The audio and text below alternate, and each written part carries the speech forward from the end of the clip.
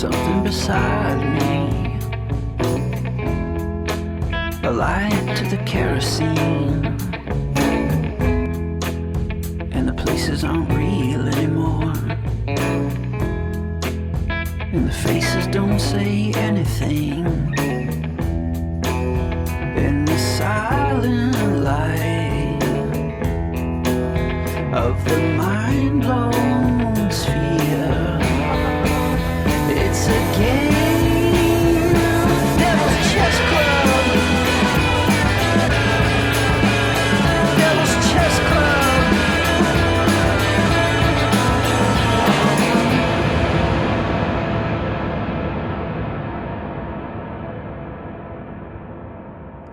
Welcome to Devil's Chess Club. I'm Aaron Good. Please support us by subscribing to the American Exception podcast on Patreon.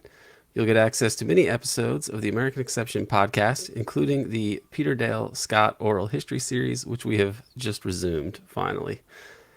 This episode of Devil's Chess Club is available to everyone, courtesy of Four Died Trying, the new documentary film series, which explores the extraordinary lives and calamitous deaths of JFK, Malcolm X, Martin Luther King, and Robert F. Kennedy. You can purchase the Four Died Trying prologue episode on Apple TV and other streaming services. The next chapter, Chapter 1, should be available any day now, or so I'm told. Now for some unreported news, thanks to Four Died Trying. LA coroner finds evidence of second gunman in RFK murder. Sirhan, the man convicted for the 1968 murder of Senator Robert F. Kennedy, was apparently not the only person shooting at Kennedy in the pantry of the Ambassador Hotel in Los Angeles. In conjunction with the testimony of several eyewitnesses, evidence uncovered by Coroner Thomas Noguchi indicates not only that there was at least one other gunman, but also that Sirhan could not have fired the shot which killed Senator Kennedy. Noguchi's autopsy revealed that Robert Kennedy was struck by 3 bullets. One bullet hit the senator behind the right ear, one hit him behind the right armpit, and a third hit Kennedy slightly below the wound near his armpit. Each of these 3 bullets struck Kennedy at a relatively steep upward angle going from right to left. These present huge problems for the case against Sirhan as lone assassin. Specifically, the problems arise due to eyewitnesses' testimony that, in conjunction with the autopsy, would appear to exonerate Sirhan, at least in terms of Sirhan being the one who fired the fatal shot. Coroner Thomas Noguchi explains the problem succinctly. Not a single witness in that crowded kitchen had seen him, Sirhan, fire behind Kennedy's ear at point-blank range. Noguchi was able to determine that the fatal shot was fired at essentially point-blank range due to powder burns on Kennedy's hair and jacket, which Sirhan's gun could only produce at extremely close range. In an effort to defend the verdict against Sirhan, Los Angeles District Attorney Joseph P. Bush was asked about this glaring discrepancy. He stated that Sirhan's gun was point-blank right into the ear of the senator. The gun was right there and we can show it. Another guest asked, "Who has said that they saw it? Just name one witness." Bush responded by asking, "How about Mr. Euchre, the man that grabbed his arm?" Unfortunately for District Attorney Bush, Euchre was categorical about his testimony. "I have told the police and testified to a grand jury that there was a distance of at least 1.5 feet between the muzzle of Sirhan's gun and Senator Kennedy's head. The revolver was directly in front of my nose. After Sirhan's second shot, I pushed his hand that held the revolver down and pushed him onto the steam table. There is no way that the shots described in the autopsy could have come from Sirhan's gun. He never got close enough for a point-blank shot. Never." Besides the positions of Sirhan and his gun being inconsistent with the bullet wound locations and trajectories, Euchre's testimony also weakens any assertion that Sirhan could have hit Kennedy 3 times, given that Sirhan's gun hand was pinned after firing the second shot. Also standing a few feet from Kennedy on that night was Frank Burns, a successful Los Angeles attorney. Burns was also adamant about Sirhan's gun being too far away. "We're talking several feet," he told a researcher. Many other witnesses in the pantry echo this testimony with little to no counter-evidence. Collectively, the autopsy, forensic evidence, and eyewitness testimony indicate that Senator Robert Kennedy's killer is still unknown and at large. Was Sirhan a witting or unwitting part of a larger plot?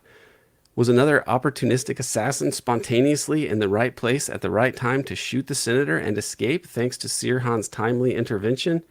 Did a panicked security guard or some other person accidentally shoot Kennedy 3 times in reaction to Sirhan's fusillade? All these possibilities may seem bizarre or unlikely, yet the state's theory of the case is seemingly falsified by the weight of evidence. That being the case, only strange explanations remain.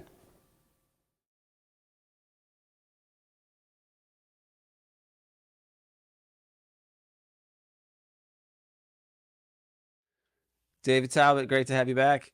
Good to be here. Bryce Greene, thank you also for joining us. Absolutely. So we have an important event that just came out. I think an important event in the history of international law, and that is the ICJ ruling on Gaza genocide. It's a historic victory for Palestinians that Israel vows to defy. This is how Jeremy Scahill at The Intercept characterizes it. Bryce, could you summarize for us what happened here? Yeah. So the ICJ, after the South African application to invoke the Genocide Convention, which every state has the right to do and the obligation to do in the event that a state is committing genocide, the court ruled. This is a 16 or 17 member court, I believe, and they ruled that Israel is committing acts that might lead to genocide. Now, they're not saying that Israel is committing a genocide, and we should be clear about that. But it's essentially an interim ruling that gives Israel a month to respond to these allegations. But in the meantime, it calls on them to stop those acts that might be considered genocide. And they go through and list what those acts are. We all know what they are. Targeting of hospitals, prevention of using starvation as a weapon, indiscriminate bombing, et cetera, et cetera. And it's received mixed reactions in the from different activists and organizations around the world. Many people rightly are celebrating it because it does affirm what we have been saying for quite some time, is that there's a prima facie case for Israel committing acts of genocide against the Palestinian people in their campaign against Gaza. And now that we have that affirmed by the world court, the highest judicial body of the United Nations, well, then it gives activists space to use that language in a credible way. Now, some people are criticizing the ruling because it doesn't necessarily call for a ceasefire. And this is an important point because this is something that South Africa did ask for, an immediate cessation of hostilities. And for what it's worth, Hamas actually said that it would abide by a ceasefire issued by the ICJ if they were to issue it. Israel, of course, said, the Hague will not stop us. And the Biden administration, the State Department spokespeople, that Vedant Patel guy, who we all know and love, he refused to answer whether or not the U.S. would try to abide by the ruling for the ICJ, which, I mean, it really tells you everything you need to know about the conflict. But this also opens the door to some further action. The United Nations General Assembly can now ban Israel from some of its activities, the same way they did with South Africa back in the apartheid South Africa days. And so this opens space for a lot of different actions from a lot of different angles around the world. But it's not necessarily a call to ceasefire. They're not going to end the genocide, and no one expected them to. And even if they did say that Israel's committing genocide, the UN Security Council, which the U.S. has a veto power on, is still required to do any enforcement action of the kind. So this isn't a structural victory. This isn't a cop saying you can no longer do this. This is an international body, for what those are worth, making a judgment about the potential for genocide to be enacted. And Bryce, just to be clear, this is not just any international body. It's the High Court, the Human Rights Court of the United Nations, right? Yeah, the highest judicial body under international law. Now it's different. We've talked about this a little bit, but to be clear, it's different than the ICC, the International Criminal Court, which goes after individuals. We've seen it used time and time again for largely, run-of-the-mill African dictators. It's never been used against, like the European war criminals that we all know. But it's anybody against the West. So, basically Yugoslavians. Exactly. So it's different than that in that the ICC has the backing of treaties, but the ICJ has the backing of the United Nations, which then has the backing of treaties. It's all complicated, but at the end of the day, realpolitik tells us that what matters will be the actions of the principal countries, like the United States and Israel. If they want to continue the genocide for the foreseeable future, they can. But what this ruling does is raise the cost of that in the public relations and political field. Right, internationally, it'll damage them to ignore this. Exactly. I think that's really well put, Bryce. Thank you for that good summary. I really feel, and I know Aaron feels the same way, that this ruling is really a big step forward in the continued isolation politically of Israel. And, you and I, Aaron and Bryce and I may have some difference about the need for Israel as a state to exist. But what they've done to the Palestinian people is literally unforgivable and is genocide. It's what's going on now in Gaza is genocide. And now High Court has ruled that actually they've taken steps, the IDF, the military of Israel, to commit genocide in Gaza against the Palestinian people. So I believe this is the further international isolation of Israel and the U.S. Israel is a key imperial partner of the U.S. imperial system. I think everybody in this country who thinks about it, is wise, knows that's the case, and knows politically we have to detach from the disastrous policies of the Netanyahu regime and the militarists and the religious extremists in Israel, or that is oblivion. That's a road to oblivion. And it's a road that the U.S. is already on, the U.S. empire, frankly, as Aaron has written about and talked about. So I think this ruling is one more nail in the coffin. Yeah, I feel that a lot of what gets discussed now is what is really driving this. I mean, there are people who think that Israel is basically the dutiful servant of the U.S. and that everything they do is for the U.S. and that the U.S. is in trouble, its empire is in trouble, and so now they want a war in the Middle East. I think that may be true of some of the neoconservative people, the nutcases who want to attack Iran and so on, and attack Hezbollah and everything else. But I don't think that the more sober people in the U.S. establishment really want this.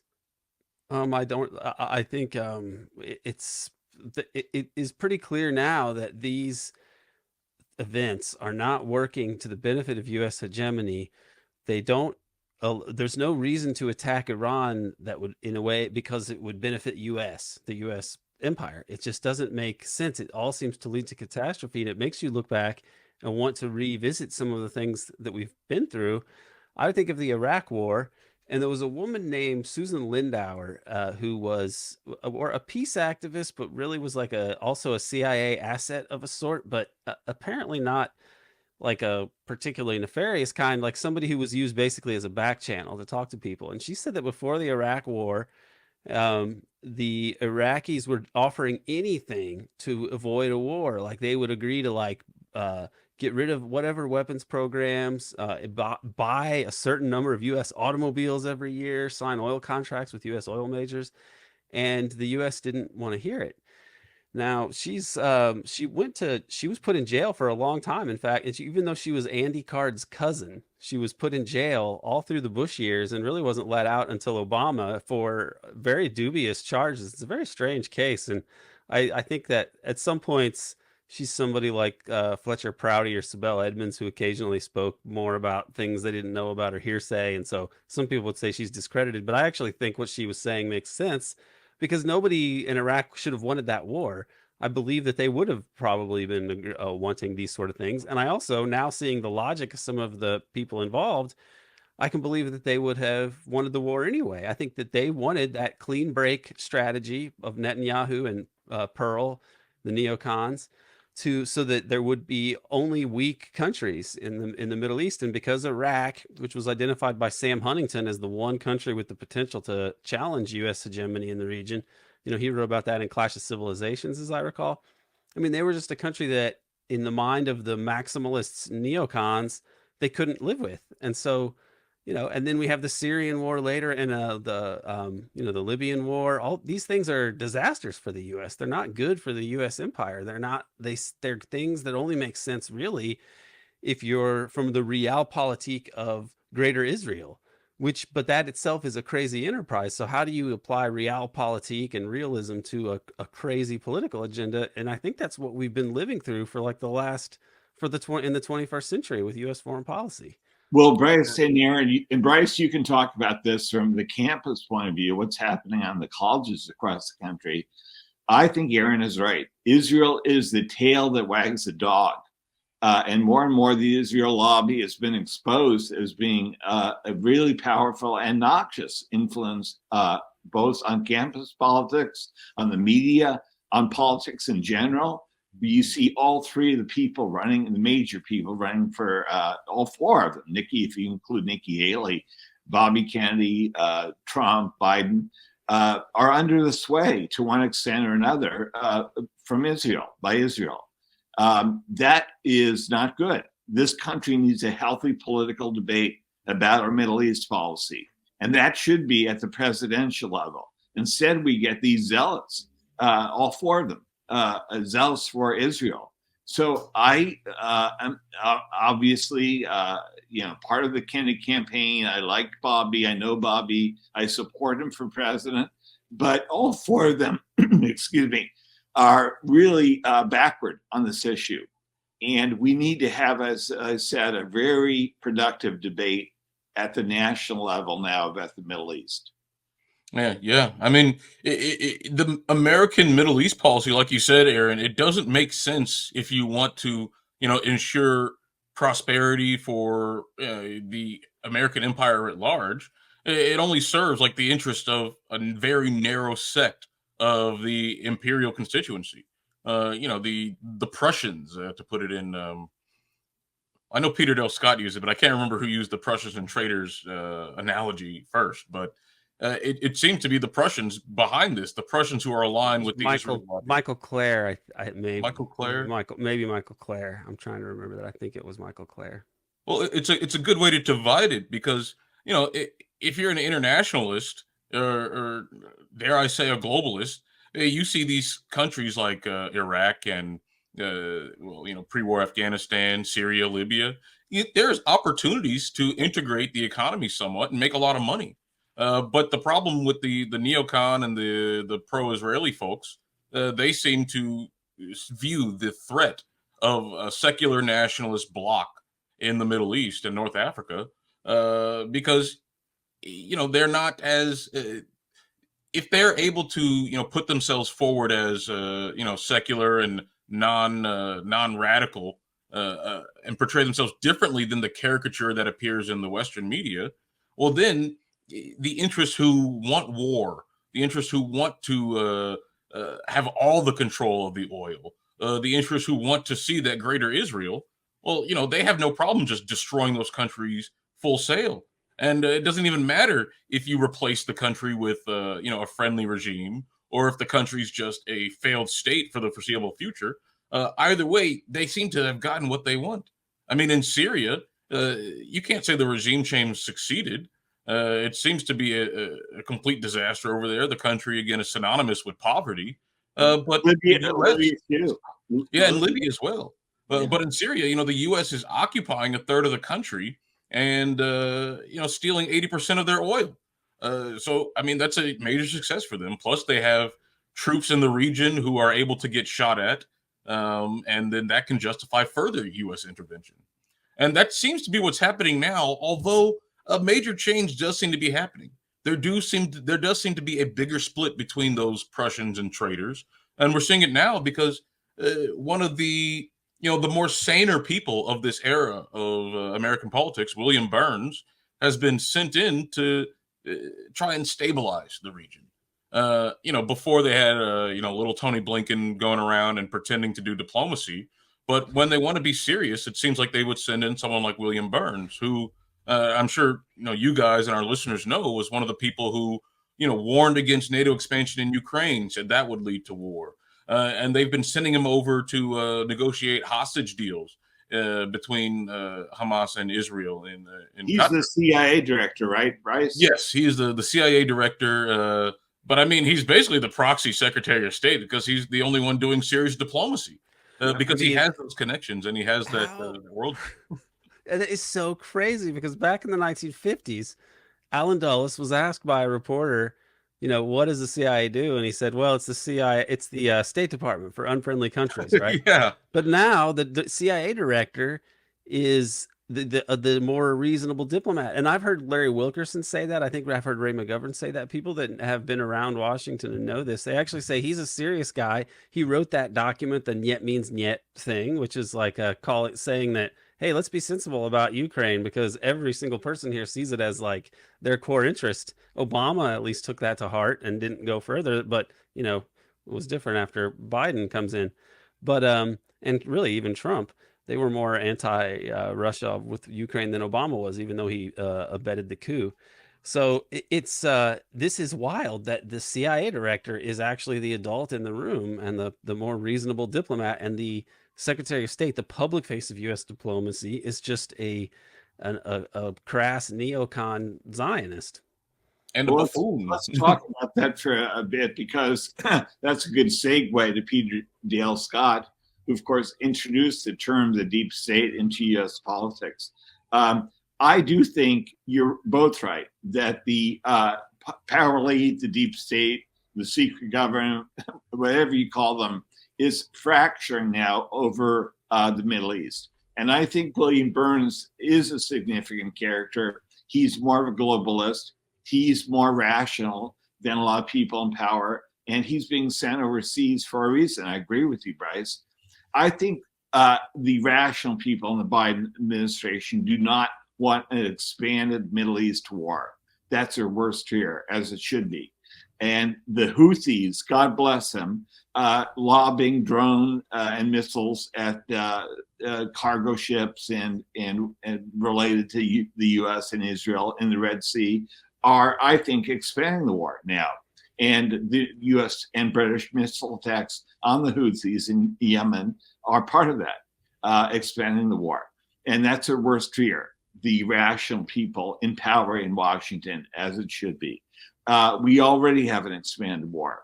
They can be dismissed, the Houthis as the proxies of Iran and so forth. But already now it's not just Gaza. It's an expanded war in the Middle East, and that's their worst fear. Now, I think the rational people at this point are still in disarray and not in power. And they may have influence, they may have access to Biden. God knows what Biden is at this point at 82, this doddering figure who should have been replaced by the Democrats already, but is still apparently they're doubling down on him as president next term. But they're trying to get his ear. They're trying to, I think, impose a more rational policy. I agree with you, Aaron. It would actually benefit the U.S. empire, maybe not Israel, their interests in the Middle East, to have this rational policy. But they're not at this point. They're doubling down. They're still, as you say, sending Anthony Blinken, wringing his hands over to Israel, saying, be nice, don't use 2,000-pound bombs. Oh, God, you're killing women, children. But they're still doing that. Still giving them the 2,000-pound bomb. Yeah. They're still giving them everything they request. And we just learned this morning that, or I guess last night, that the U.S. is making secret deals to send more airplanes, to send more like F-16s and the things that can drop the bombs. So they're sending them the bombs. They're sending them the money, they're sending them the planes, but they're saying, please be cool about it. So this genocide actually is being implemented by weapons that we as taxpayers pay for. That's outrageous. That's it puts moral responsibility on all Americans who pay for these weapons that are constantly being funneled to Israel and being used to kill Palestinians. So look, I agree with you. I think the deep state for oil interests, for various interests, strategic interests, is starting to fracture over the Middle East, and that's a good thing. You want that national debate, but it's not emerged so far. So far, if you look at the New York Times, which is the voice of the neoliberal establishment, you see both humanitarian coverage of the Palestinians, but you see also militaristic coverage of Israel as well. So you see that debate, that power elite debate, actually in the pages of the New York Times at this point, and the Washington Post, obviously, as well, and the Wall Street Journal. But I read closely the New York Times every day, and I see how they're in disarray over Gaza at this point. And is that a positive step, that disarray? Possibly. Yeah. And one example of this fracture that you can really see is the Saudi Arabia. Saudi Arabia has been an integral part of the international deep state, especially in terms of shaping and pushing U.S. foreign policy in a certain way. But for the last 3 years especially, they seem to have been putting both feet or putting one foot in each camp. First, they signed a peace deal with, or at least a rapprochement with Iran. One of the arch enemies of the American neoconservative establishment. They they signed a peace deal, a truce with the Houthis that still upholds to this day. They're not bombing the Houthis, and the Houthis aren't lobbing attacks at Saudi Arabia because the Houthis got really good at attacking Saudi Arabian oil installations. So they had to change their calculations. And in fact, on this whole Houthi business, the Saudis are explicitly urging the U.S. to exercise restraint instead of bombing them and implementing a wider war. And I think this policy has repercussions also in Syria and Iraq because we just learned from the Secretary of Defense, he just confirmed this, that the U.S. is in talks to fully withdraw from Iraq. They have those troops there that are basically, big targets painted on them for anyone who doesn't like the U.S., which of course gives the U.S. the ability to escalate whenever they want. But the Iraqis don't ISIS. want it. They crank out ISIS every time. That's what they keep doing. Yeah, in Syria especially, it's ISIS. But I mean, they're talking about withdrawing from Syria, and they're talking about withdrawing from Iraq. So that's another example of these more rational-minded individuals who don't want to blow up the world having more influence in U.S. policy. And that would be a major change. And again, this all started because of the operation on October 7th. Yeah. Hey, Aaron, let's talk about the Israel connection as we know it to the JFK assassination, because I think that's emerging as a key area to explore. And it's been a taboo subject among JFK researchers for many years. I didn't include Israel, although I knew a little about it, the Israel connection, in my book, The Devil's Chessboard. And JFK researchers, and you know who I'm talking about, some of the grand old men of the field, have avoided Israel in large part, even though it's, as I say, maybe the tail that wags the dog there as well. James Angleton, who put Oswald together, who created the legend of Lee Harvey Oswald, he was a low-level intelligence agent by his own confession, was Patsy, a fall guy, Oswald. He was used, obviously, by intelligence interests in the killing of JFK in Dallas. So James Angleton was very close to Israel, so close that at his bedside, there were Israeli intelligence officials there to bid him farewell as he died. And to make sure he was dying, he was dead, probably. They wanted to be sure of that. They're very close. Mossad, the Israeli spy agency, and James Angleton and the CIA. And so you really do have to explore, investigate further what Israel connection there was with JFK. JFK, as president, was blocking the transfer of atomic technology to Israel. And so that was a major problem that they had with the Kennedy administration. Flashing forward, Bobby Kennedy is killed supposedly by a Palestinian extremist named Sirhan Sirhan. Bobby Kennedy Jr. knows that's not the case. In fact, implored Governor Gavin Newsom here in California to finally parole Sirhan because he didn't fire the fatal shot that killed his father. He met with Sirhan, in fact, behind bars in jail, Bobby Kennedy Jr. He knows the truth. The truth is that probably Bobby Kennedy was assassinated from someone behind, someone posing as a security guard, basically a paid assassin for Bobby Mayhew, Robert Mayhew, who was a CIA contractor, a cutout. Not Sirhan, who's standing 4 to 5 feet in front of him, and by all eyewitness accounts, did not fire the fatal shot that killed Bobby Kennedy. So look, Israel has a lot to answer for throughout our political history, even with the JFK and Bobby Kennedy assassinations.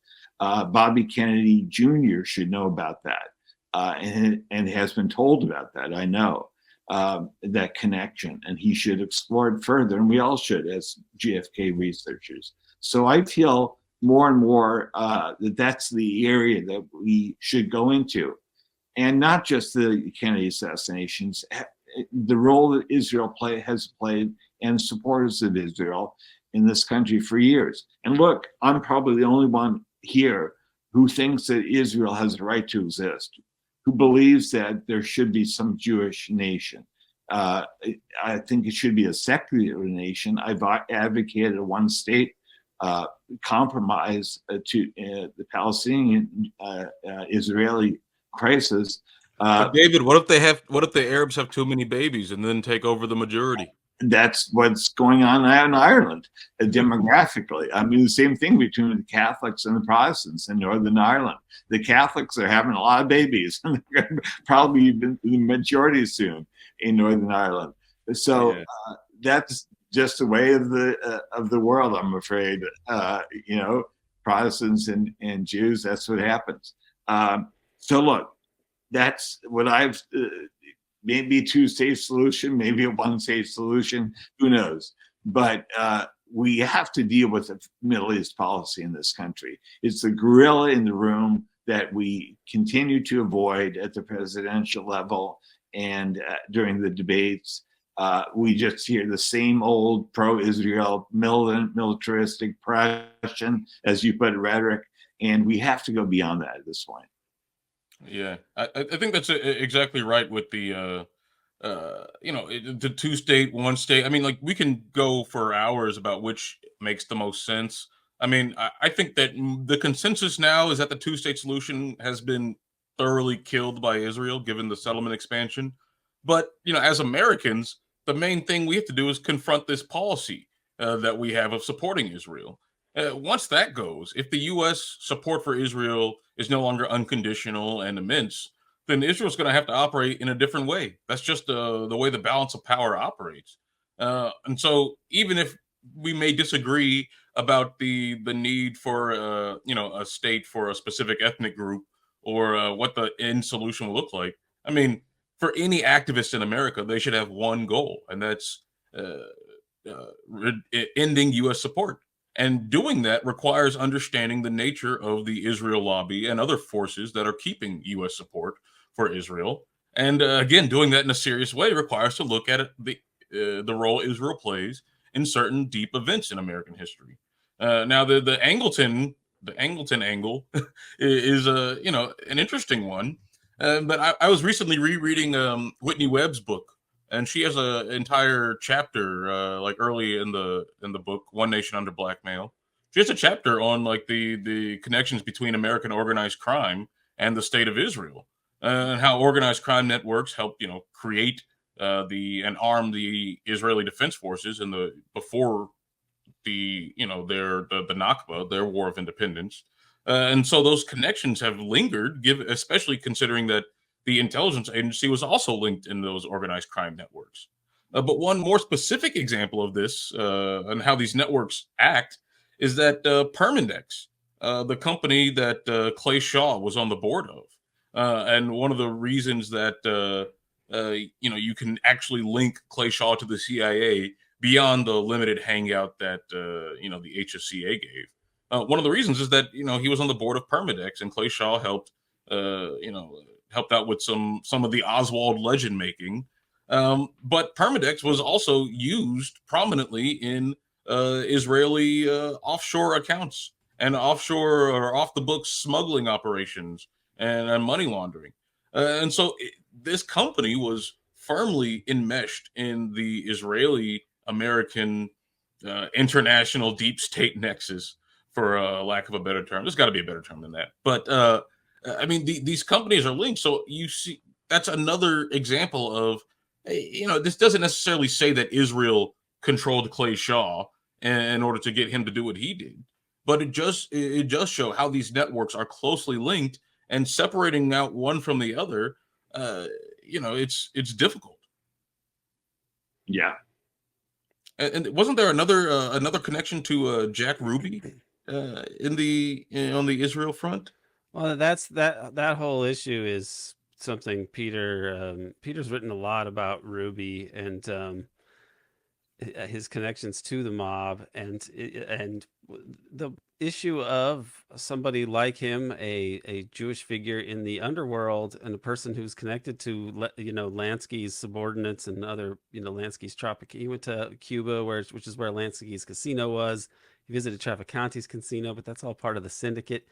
I think that there are the real relationship of the syndicate to Lansky's syndicate to Israel and to Zionism and to the deep state of the post World War II era is very much up for debate. It's it's a crucial question to understand, and I think it may be one of the missing puzzles in terms of within that whole black box, the whole black box of the very top of the regime that we just are not privy to.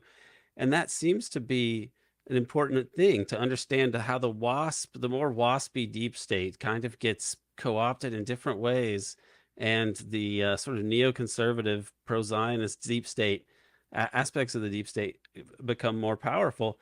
People say that, Lyndon Johnson was really close to Israel and he loved Israel. Well, he was a very corrupt guy connected to oil and military contractors. And I mean, why would he like Israel so much? But he really did tilt toward Israel. So this is a question that we have to try to figure out what happens there. So, David, next time around, we can have you talk about your Peter Dale Scott article, because we have resumed the oral history series. And we didn't get to talk about that today, but we can next time around. I would love to. Thank you very much. We talked about a lot today.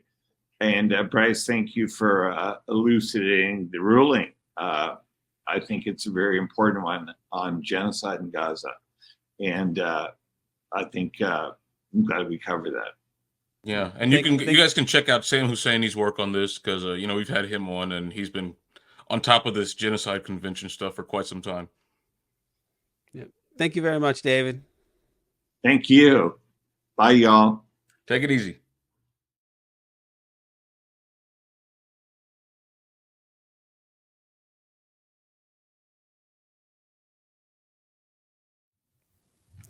Bryce, it's time to talk about something else that we've covered in the past, but there's more information on, and that would be the Hannibal directive. Are you ready for this? Ready to go. All right. This is from our man Asa Stanley, who is hopefully going to come on very soon on the Devil's Chess Club, and it's from the Electronic Intifada. And it expands on things we've already talked about. Israeli HQ ordered troops to shoot Israeli captives on 7 October. And this is drawing from a Israeli paper. So what they're reporting now is that midday on the 7th of October, the high command of the Israeli military ordered all units to prevent the capture of Israeli citizens, quote, at any cost, even by firing on them. And Israeli journalists revealed that the military, quote, instructed all its fighting units to perform the Hannibal directive in practice, although it did so without stating that name explicitly. It came in a new investigative article by Ronan Bergman and Yoav Zaytun, two journalists with extensive sources inside Israel's military and intelligence establishment. So have you been following this, Bryce? Yes, I have. And what's really interesting about this is how Electronic Intifada is the one bringing this to English language speakers, because this article they're talking about only appeared in Hebrew, and one of the authors, Ronan Bergman, is actually a New York Times reporter who writes and publishes all the time in English for American audiences, but for some reason this story has to it's even bigger than a paywall. It's a language wall where you'd have to you have to struggle through Google Translate to try and figure out what they're talking about. But luckily, we have people like EI who are translating articles and translating the major revelations that are happening daily, almost daily, in the Israeli press and the Hebrew press, but appear deliberately withheld from American audiences. Right. It's fascinating. I'll give you some more details here.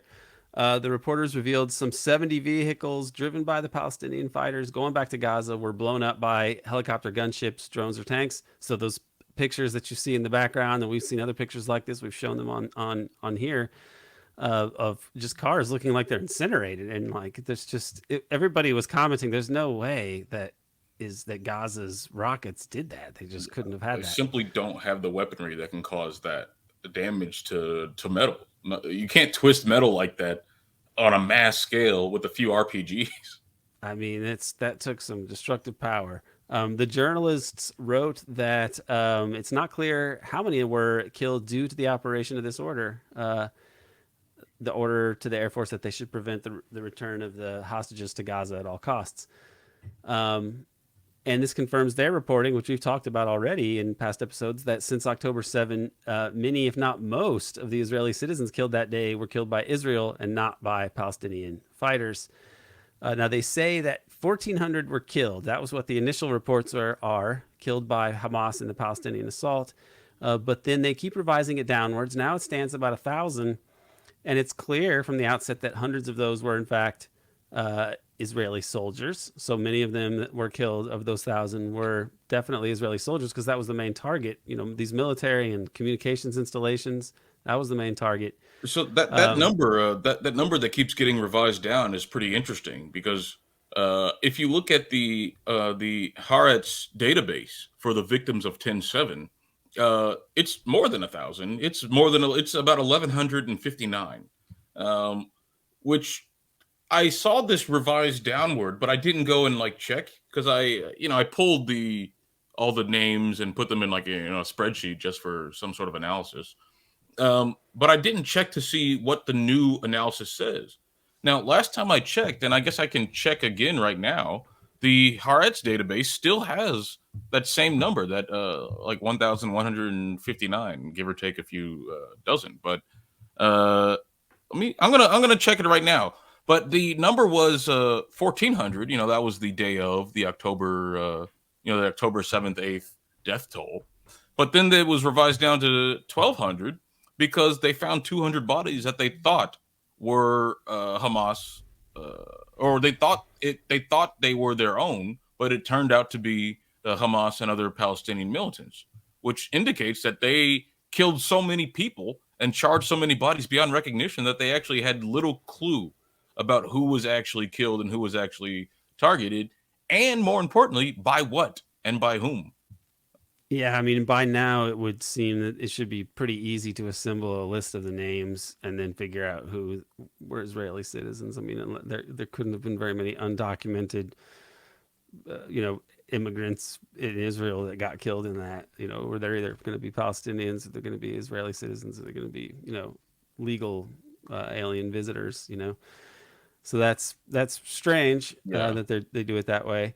And it's also strange that they, some of them didn't. A lot of the names didn't have ages by them, and even the ones who were definitely Israeli citizens, they didn't have they didn't have names. Okay, now I'm looking at this list from Aretz, and I'm not certain when this was updated because this is an archive version. You have to do that to bust the paywall. Oh yeah, they're terrible with that. Yeah, but this list has 1,436 names, uh, and I'm not sure why. Maybe I think doing a deep dive into like what names are included in which data sets would be revealing of something. I'm not sure what, but something. Yeah.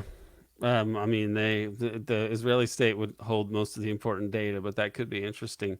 But in this article here, they do confirm that yes, the resistance fighters targeted the communications infrastructure, destroying 40% of communications, the sites around Gaza that they encircle Gaza with, towers, relay antennas. Let's see, is reported by the Electronic Intifada in English for the first time. Last month, they showed footage of tank operators firing at Israeli homes. Yeah, I remember this, inside the kibbutzes during the battles with the Palestinian resistance. So those kibbutz battles or the destruction of the kibbutz, probably the major firepower there was coming from Israel because they were the ones with the tanks and the helicopters and such. And one of those is famous or infamous by now. A woman who was present later explained that the 12-year-old Israeli captive Leil Hestroni was someone that was killed by friendly fire. It was later used in propaganda for the Israelis. They wrongly claimed she'd been burned alive by Hamas because she's Jewish. That's what Naftali Bennett said, and this is just slanderous to say this because she was burned alive, yes, or just exploded most likely, and by Israeli friendly fire. Well, just Israeli fire. I don't even want to call it friendly. Right. I mean, what do you call it if it's a Hannibal thing? Then it's not friendly. Friendly fire suggests it's an accident. That's not an Yeah, accident. exactly. We don't even. Israel's doing things so crazy. I don't even know that we have the term for it really. We've only ever been using like the term Hannibal to describe it because it's not friendly fire. It's not an accident. It's just murdering your own people. Yeah, you got to go back, and because it's because it's Israel and it's all totally insane, you have to go back to like ancient insane events to describe it. Like somebody like Hannibal who takes elephants across the Alps. So you got to find something equivalently insane. Every indication that Israel had secretly reactivated the Hannibal directive, just like they've been reporting. This is the first time, this new article, that it has been confirmed that the orders to do so came from the very top of Israel's military hierarchy. So let me ask you, what do you think is the significance of this article being published in an Israeli paper? Because we have to assume that they're not different from the U.S. and they can the regime can prevent really explosive, damning news from coming out. So why do you think that the article even saw the light of day in Israel?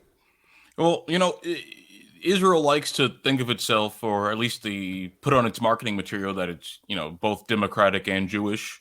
But the fact that they want an exclusively Jewish state means that the state has to take on increasingly authoritarian characteristics, including things like press censorship, overt press censorship, and just different acts of propaganda. But the tension between the Democratic side seems to open up a lot of space for serious journalism, and you do see serious journalism coming out of Israel, even if it is censored somewhat. So we know that like the journal Haaretz, they produce a lot of good reporting about what happened on 10/7, even if their editorial staff seems to be embarrassed about the deeper implications of their reporting. They'll say, okay, well, here's another article about Israeli foreknowledge of 10/7. Don't go cooking up any conspiracy theories about it. But I mean, they do have those reports, and they are available to the public. And you have op-eds in Israeli press saying that if Israel use the Hannibal directive, we need to know about it, and it needs to be addressed. They have people who are critical of the occupation. It's more critical than the New York Times, for example. You'll get a more coherent view of things if you read Haaretz rather than the New York Times for Israel coverage. But at the same time, when you see something like this appear in the press, you have to assume that there's a lot more that you're not seeing. That there's a lot a lot of deeper implications. Because someone like Ronan Bergman, I mean, he's an author. He wrote the book Rise and Kill First, which is a history about the Israeli assassination program around the world. It's very interesting and very revealing. But the fact that he's so close to the intelligence establishment means that he's doing some work for them, on the public relations front. Like they won't get close to you and spill all their secrets to you unless they know that you will know what not to put in. It's sort of like the Douglas Valentine thing, where he got really close with the intelligence community because they thought that he would know how to portray them. That ended up not being the case. But with someone like Ronan Bergman, he seems to be, one of those Israeli press agents, someone who advances the interests of the Israeli state through their journalism. But in order to maintain an air of seriousness, they have to report serious things every so often. The same way like Michael Isikoff has to report serious things, or the same way that, all these spook-connected journalists have to report serious things, but still, sort of the loyal opposition.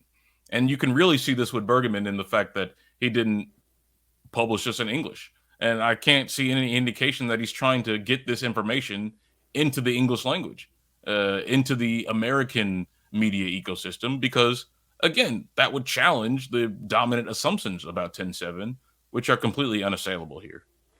Well, let me add one other potential hypothesis to explain why this might have come out. I think that there have got to be people whose take on this is similar to mine, in that they recognize that this is likely to be a huge failure for Israel. And in that event, you're going to have to explain, you're going to have some way to dial this back.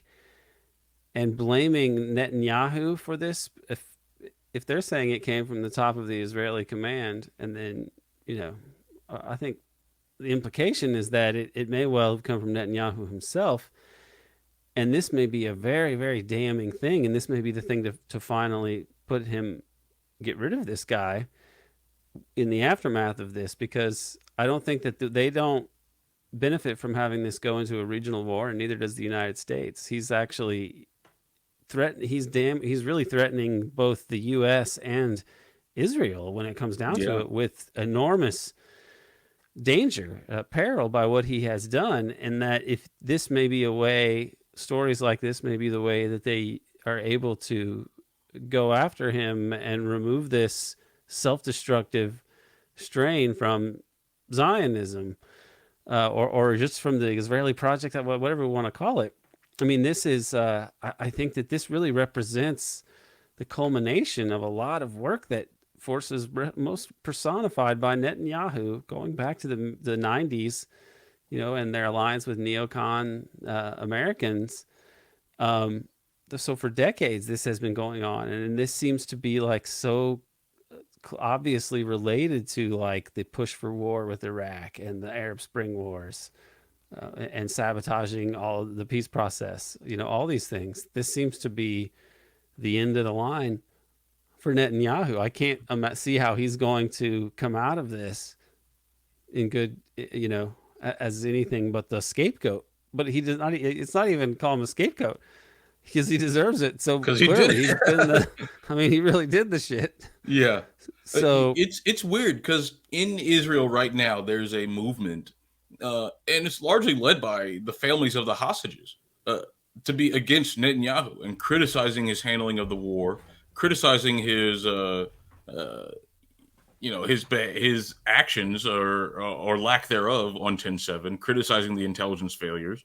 But that seems to be pretty marginal in the like Israeli political scene, because even Netanyahu's opposition, they seem to be just as dedicated to the destruction of the Palestinians as Netanyahu is.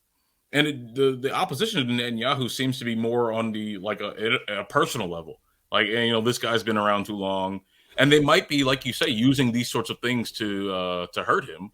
But at the same time, in the background, and they seem to have stopped doing this as publicly. But about a week or two after 10/7, Netanyahu was publicly accusing people in his staff or like people in his government of deliberately allowing 10/7 to happen in order to make him look bad. And then he later walked that back. He said, I didn't mean that. But I mean, the fact that that was a thing, the fact that that was an episode in the Israeli political scene tells me that there's something going on under the surface there. But I don't know if it means that there's a more rational strain in Israel who's trying to, behave like a normal country and to avoid the destruction that is inevitable if Israel continues on this way. It might be some rational people, but to me, it seems like just internal rivalries. They don't seem to be thinking far ahead.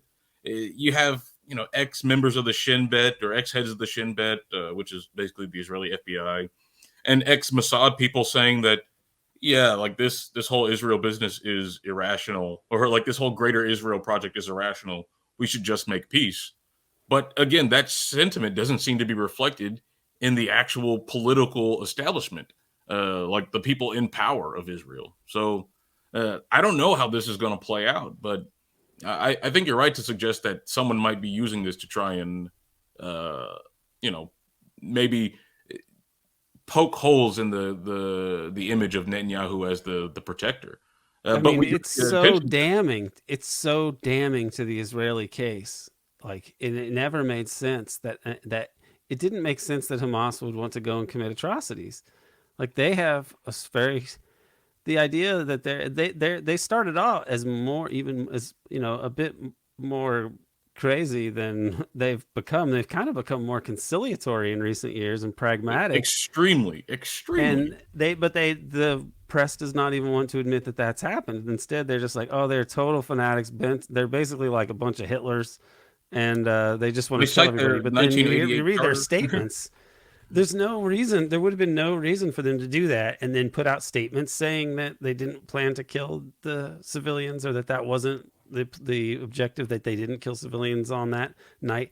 What if there were civilians massacred and atrocities? I would guess that this was not a part of the operational plan of Hamas, because it doesn't make any sense, and they've said as much. If it doesn't make any sense exactly logically, right, and they're explicitly saying, hey, this is what we were doing, and it actually, what they're saying does make sense, and then we find all this stuff about friendly fire, massive friendly fire, Hannibal, unfriendly fire, then I think we have to look at the basis of all this and say that it is even the pretext, which is absolutely no justification for the crime of genocide which has been committed, but even that pretext is bogus. Yeah, that seems pretty clear at this point. Yeah, even if Hamas was guilty of everything that Israel accused it of, even the most insane things, it still doesn't justify what Israel's doing. But if Hamas is innocent, we should discuss that. And it appears that, even like you say, there's little chance that Hamas would be planning an operation for a year or more than a year, and then carry it out and then deny that they carried it out. Like if they wanted to kill as many civilians as possible, because Hamas has done that. Hamas has committed terror attacks aimed at killing civilians. They sent suicide bombers onto like bus stations, and they gradually moved away from that. Yeah, they moved away from that, like because it was unpopular and counterproductive.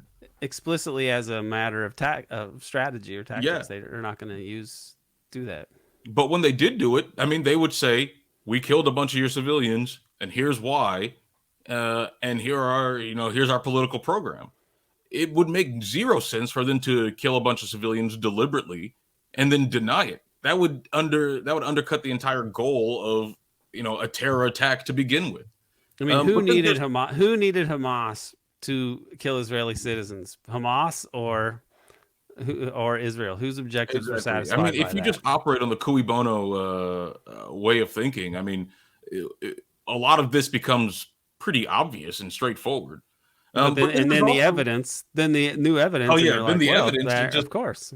Yeah, you have the evidence, presented here by EI and the Israeli press, but also then you put the foreknowledge on top of that. Like every week or so, it seems like we're getting another story about this group of people, this group of border watchers, this group of intelligence analysts all had foreknowledge of this attack. And that New York Times report from a few months ago, I think it should have gotten way more attention. It said that Israel had the exact plans, complete with the use of the what are they called? The hang gliders, complete with the use of motorcycles, the use of drones to take out communications equipment. They had that all a year ago. So I think that what happened here is pretty clear. The question is, not pretty clear. What exactly happened? Like who killed whom exactly when? We might never know that. But the broad strokes of it are pretty clear. That Israel seemed to know what was coming and seemed to use what was coming to create a mass casualty event and use that casualty event as justification for going into Gaza. Simple as that.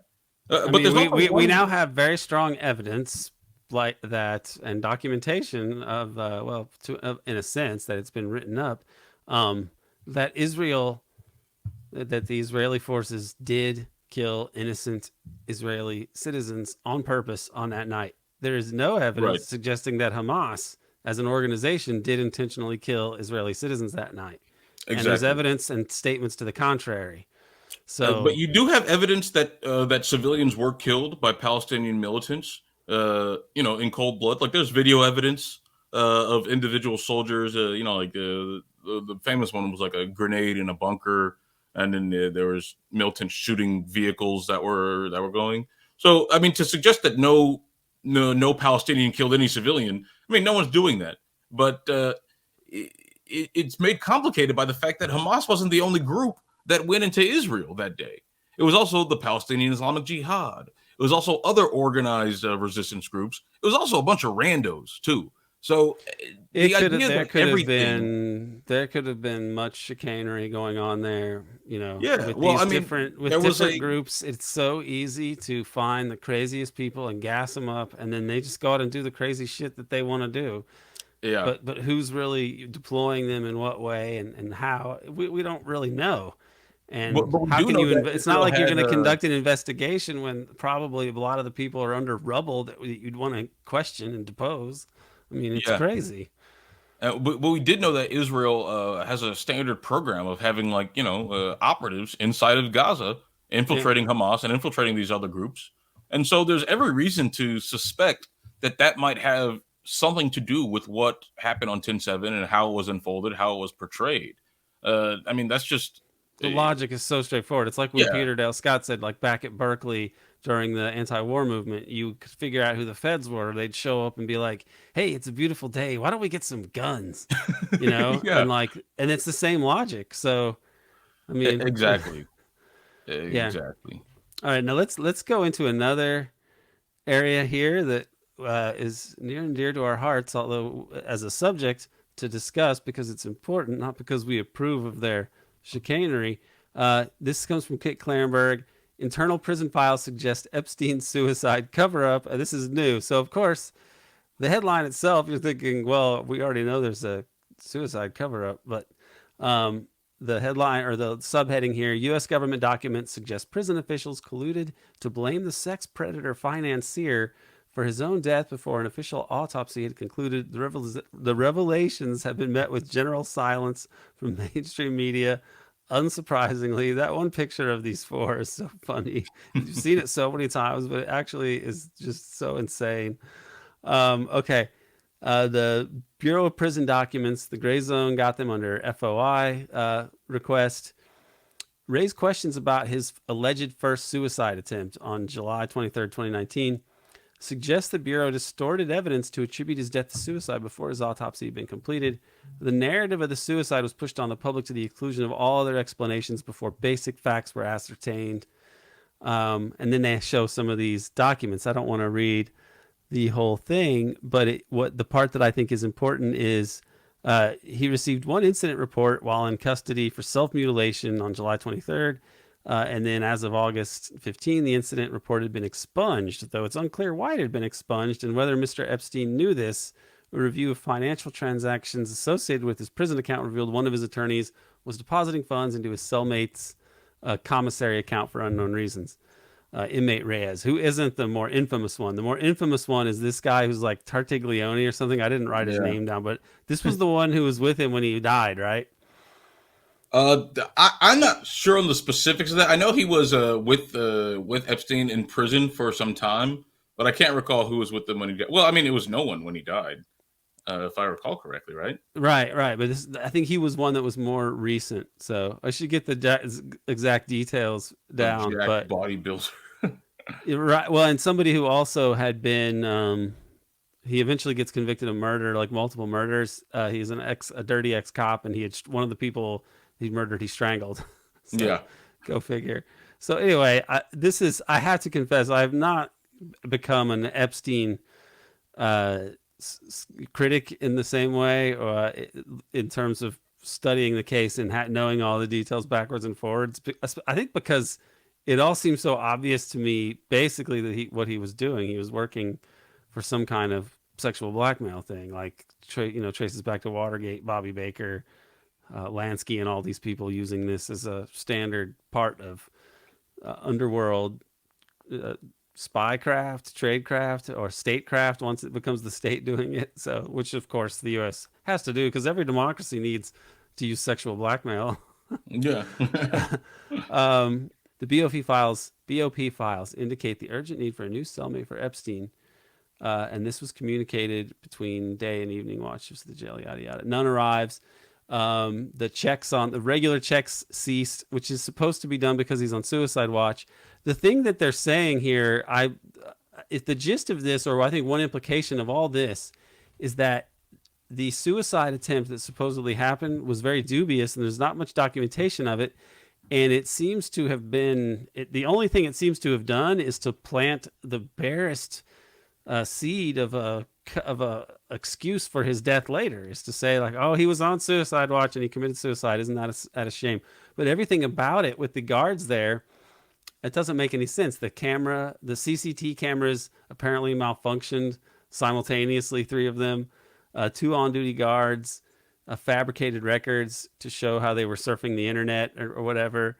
And then, of course, the guy's dead. They were charged with falsifying records, a very serious offense, but then they were dropped on December 13th and they all walked free. Mm-hmm.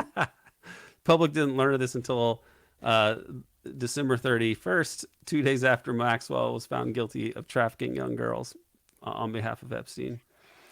So, I mean, what do you make of this? The story coming out now, is there any significance to it? Yeah, it makes me think of this? It makes me think of that interview that Alan Dershowitz did with Kim Iverson, where Kim asked, "Do you think Epstein killed himself?" And then Alan Dershowitz was like, "No, he didn't kill himself without help," is what I meant to say. And then he goes into talking about all sort of this stuff, like the guards, the cameras, and stuff. But I mean, it's if that's as far as Alan Dershowitz is willing to go, I mean, it's pretty clear what seems to have happened. Again, we were talking earlier about the focus on the granular details about what actually happened that day, which is important. It's important to understand that like JFK was shot from the front. It's important to understand the internal mechanics of the little things on 9/11. But at some point, you zoom out and it tells you everything you need to know. I mean, even if Epstein killed himself, like the official story says, it had to have been facilitated by outside powers. And if he didn't kill himself and he was murdered, well, I mean, that's not that big of a change. The fact is that there were people who were trying to get rid of him, and they did it successfully. If they coerced him into killing himself, or if they if they made it so that he wanted to kill himself, I mean, it's the same thing. It's like the Gary Webb story. Gary Webb, people disagree on whether or not he killed himself. I think there seems to be good evidence that he did kill himself. But even if he didn't kill himself, the story is mostly the same. You had a journalist who uncovered the truth, who was then attacked by his government and the deep political apparatus, and they ended up getting rid of him. So it's an important footnote in the Epstein saga But I mean, zooming out, I mean, it seems to be less.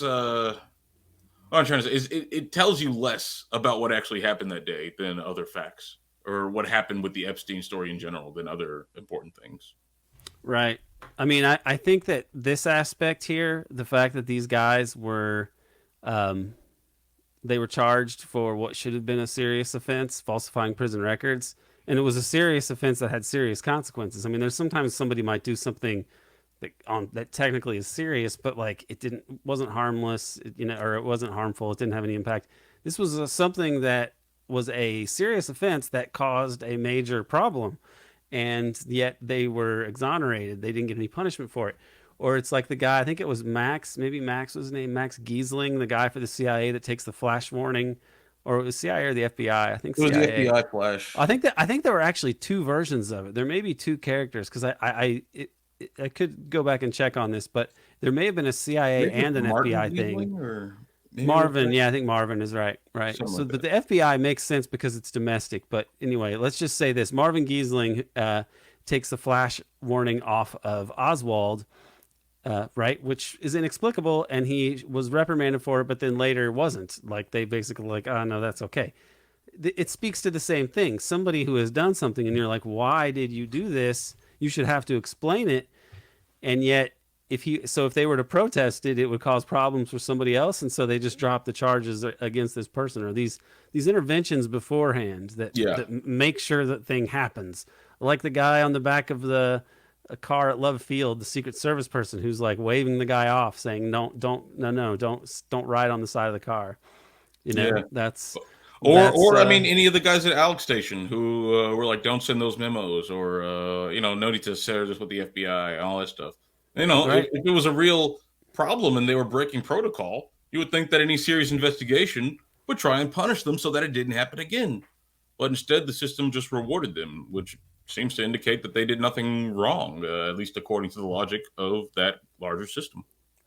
I mean, it would have to be investigated and adjudicated by forces, by people higher up in the state with more power within the state, within the regime.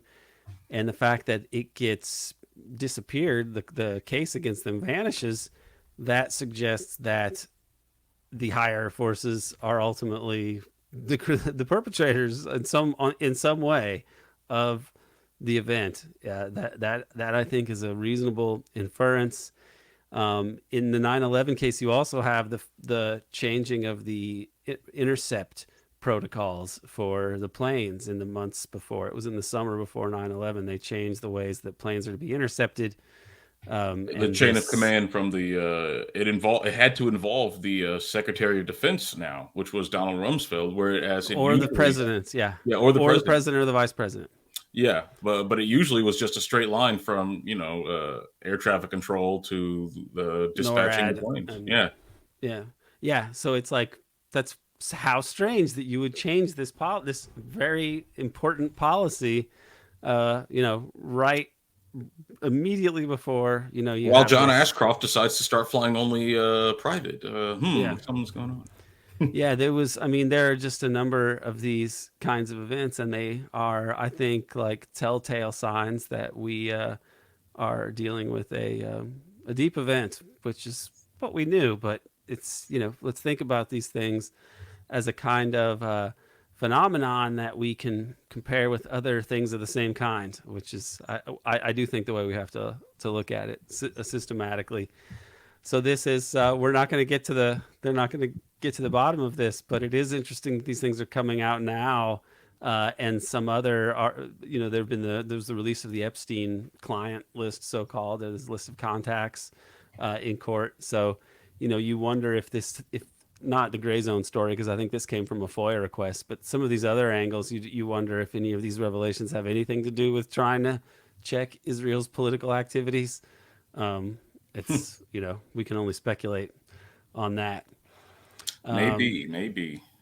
Bryce, before we close here, do you have any updates on the Bloomington site of the resistance to U.S. and Israeli criminality and such? Yeah. Well, the Bloomington front's going. I think it's going as well as it could be. They suspended our professor which I don't know if I shared it with you, but I published an article with the Electronic Intifada explaining some of what's going on and putting it in the context of the school. But we recently seem to have some success getting other student organizations on campus to, unite against apartheid, unite against racism, unite against Zionism, and in support of Palestine. There's a faculty for Palestine group forming. We're getting a JVP chapter on campus. There's an IU alumni for Palestine, which I guess I should send to you as an IU alum yourself. But it does seem to be that there is organizing going on, and there are institutions and structures being built. And the university administration, they don't care. They don't care about anything. But if we're able to build a counterforce to whatever powers that be, well, then they'll have to listen to us if they want to make their lives easier. And also on the unionization front, the Graduate Workers Union, we submitted our request, or our demand rather, for a vote. We represent the majority of grad students. But this morning, my school, the informatics school, we just all received a notification that we're magically getting raises next academic year. And the raise is about $3,000 per year. It's not insubstantial. That's significant for how little they pay graduate students. I know my stipend was very tiny when I was at Temple.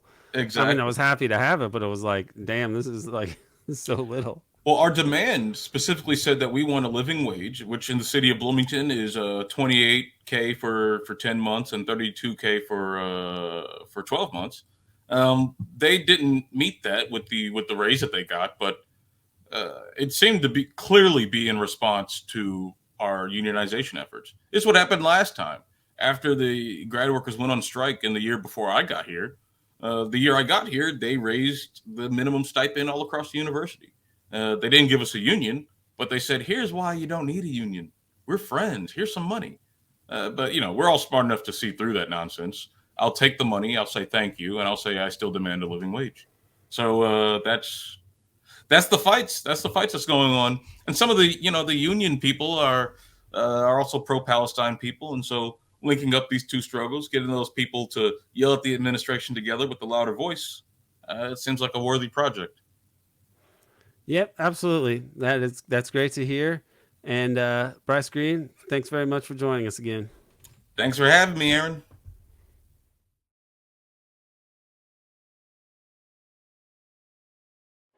Special thanks to Dana Chavarria for producing this episode, and thank you for tuning in. Visit fordiedtrying.com and buy the prologue now on Amazon. Keep your eye out for Chapter 1, which should be dropping any day now. Please do subscribe to the American Exception podcast on Patreon for first access to all Devil's Chess Club episodes and for all new and past episodes of the American Exception podcast. You can also subscribe to the American Exception YouTube channel. The Hannibal angle of this whole genocidal debacle, it's really hard to come to grips with. More and more evidence indicates that Israel just slaughtered some of its own people and blamed it on the Palestinians. So they treat their own people like pawns on the devil's chessboard.